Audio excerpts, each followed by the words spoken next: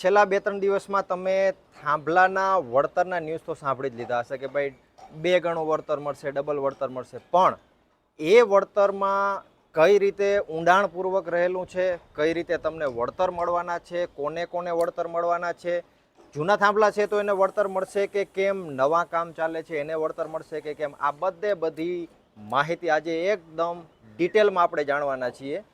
2 ગણા વળતર મળશે એવા ન્યૂઝ તમે સાંભળ્યા, પણ એની ઊંડાણપૂર્વક વસ્તુ શું છે કોઈને ખબર નથી. પછી વળતર કેવી રીતે મળશે એ પણ કોઈને ખબર નથી. અમુક રિપોર્ટો જનરેટ થશે તો એ કેવી રીતે જનરેટ થશે, ખેડૂતોનું કેટલું માન રહેશે, બધી વસ્તુ તમારે જાણવી ખૂબ જ જરૂરી છે. ખાલી 2 ગણું વળતર મળશે એટલે તમને સીધું વળતર મળી જવાનું નથી.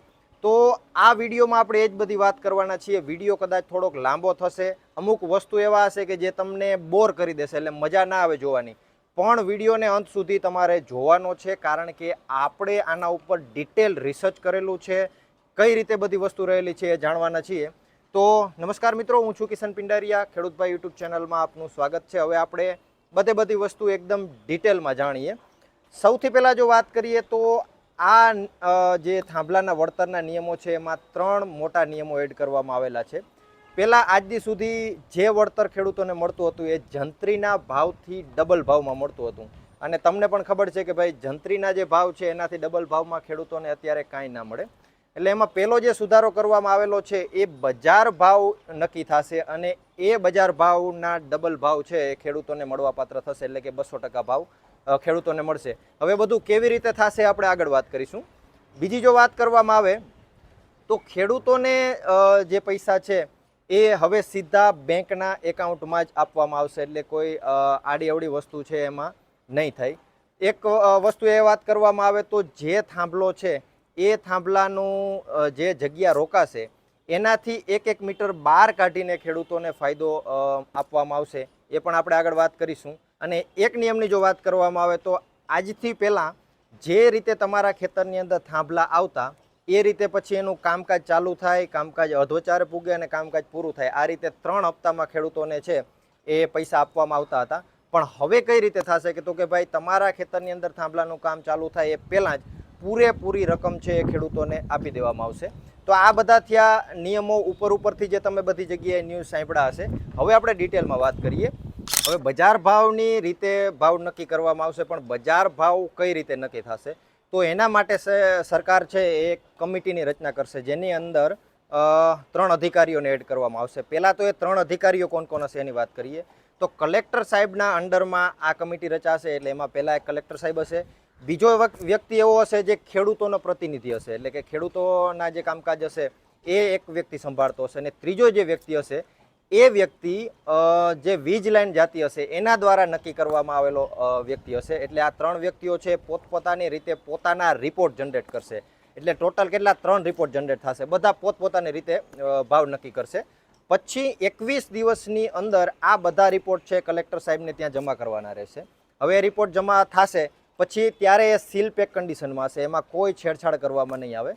હવે કલેક્ટર સાહેબ પાસે આ રિપોર્ટ પહોંચે પછી એમાં એક ચિઠ્ઠીની પદ્ધતિથી કોઈ પણ 2 રિપોર્ટ ઓપન કરવામાં આવશે. હવે આ વસ્તુને આપણે એક ઉદાહરણ તરીકે સમજવાની ટ્રાય કરીએ.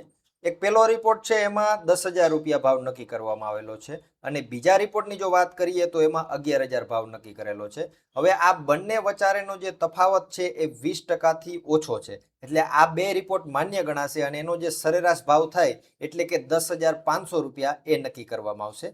બીજી પરિસ્થિતિની જો વાત કરીએ તો ધારો કે એક રિપોર્ટ છે એમાં 10,000 રૂપિયા ભાવ છે એ નક્કી કરવામાં આવેલો છે, અને બીજા રિપોર્ટની અંદર 15,000 ભાવ નક્કી કરેલો છે. હવે આ 2 વચ્ચેનો તફાવત છે 20% કરતાં ઘણો મોટો તફાવત છે.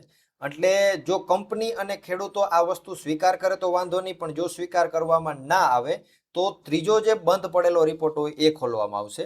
હવે ત્રીજો જે રિપોર્ટ ખુલે એ, અને આ 2 રિપોર્ટ, આ 3માંથી જે સૌથી ઓછા રિપોર્ટ હોય એ રિપોર્ટને માન્ય ગણવામાં આવશે, અને એ બંનેની વચ્ચેથી જે સરેરાશ ભાવ નક્કી થાય એ ભાવ નક્કી કરવામાં આવશે. એટલે આ રીતે આખા રિપોર્ટ જમા કરવામાં આવશે, અને આ રીતે આખા રિપોર્ટનું કામ કરવામાં આવશે.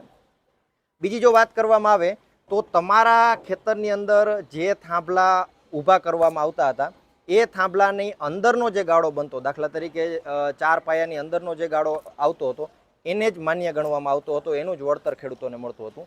પણ એ થાંભલાની આજુબાજુના 1 મીટરમાં ખેડૂતો છે એ કોઈ પણ જાતનું કામ કરી નથી શકતા, જે આપણે જાણીએ છીએ.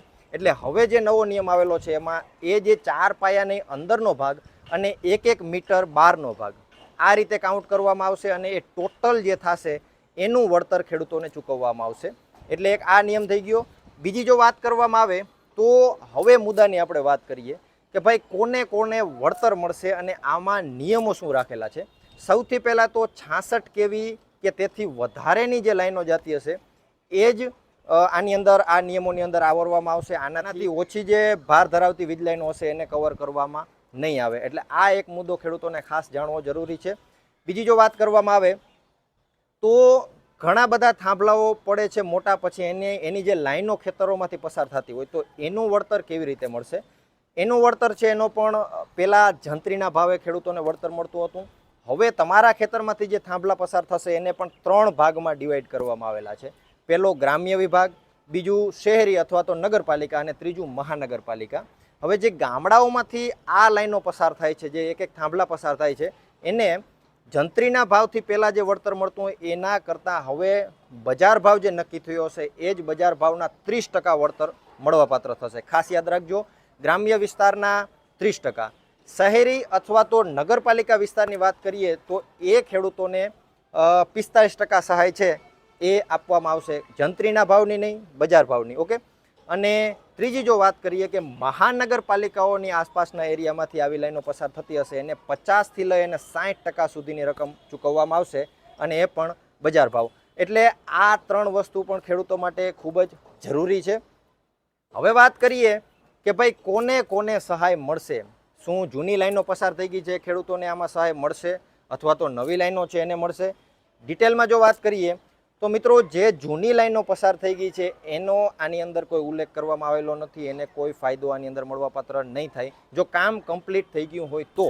પણ એક વસ્તુ એ છે કે તમારા ખેતરમાંથી બહુ જૂની લાઈનો પસાર થઈ ગઈ છે, એનું કામ કમ્પ્લીટ થઈ ગયું છે અને હવે એ લાઈનો છે એ ફરીથી કામમાં આવી રહી છે. દાખલા તરીકે એની અંદર થાંભલાઓ બદલાવવામાં આવી રહ્યા છે અથવા લાઈનો પાડી અને બીજી લાઈનો એ ચાલુ કરવામાં આવે છે.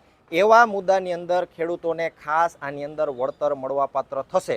એટલે ખેડૂતોને એ પણ ખાસ ધ્યાન રાખવું, જૂની લાઈનો પસાર થઈ ગઈ છે, એનું કામ કમ્પ્લીટ થઈ ગયું છે અને લાઈનો ચાલુ થઈ ગઈ છે તો સહાય નહીં મળે, પણ એ લાઈનોને ફરી રિનોવેટ કરવામાં આવે છે તો જરૂરથી ખેડૂતોને આની અંદર સહાય મળવાપાત્ર થશે. બીજી કે જે આ નિયમ આવેલો છે એની પહેલાં કામકાજ ચાલુ થઈ ગયા છે એ ખેડૂતોને સહાય મળશે કે નહીં? જે આ મિત્રો કામકાજ ચાલુ થઈ ગયા છે અને કામકાજ ચાલુ છે તો એ ખેડૂતોને પણ આની અંદર સહાય મળવાપાત્ર જરૂરથી થશે. એટલે એ પણ તમારે ખાસ ધ્યાન રાખવું. હવે સહાય કેવી રીતે મળશે એની વાત કરીએ તો ભાઈ જૂની લાઈનો જે પસાર થઈ ગઈ છે, નવી લાઈનો આવી રહી છે, તો જે જૂની લાઈનોમાં તમને જે વળતર મળેલું હતું એ વળતર બાદ કરીને બાકીનો જે પૈસા થતા હશે ફરીથી તમને આપવામાં આવશે. પણ કેવા કિસ્સામાં? તો કે ભાઈ એ લાઈનોમાં ફરીથી કામ ચાલુ હોય. તો આ રીતે છે ખેડૂતોને આની અંદર વળતર મળવાપાત્ર થશે. એકદમ ડિટેલમાં આપણે બધી વસ્તુ કવર કરવાની ટ્રાય કરી છે. આશા કરું છું કે તમને જરૂરથી આમાં માહિતી, ઉપયોગી માહિતી મળી હશે. બીજી જો વાત કરવામાં આવે તો તફાવત કેટલો રહેશે? પહેલાં જે સહાય મળતી એનાથી 5-10% સહાય વધારો થશે કે કેવી રીતે?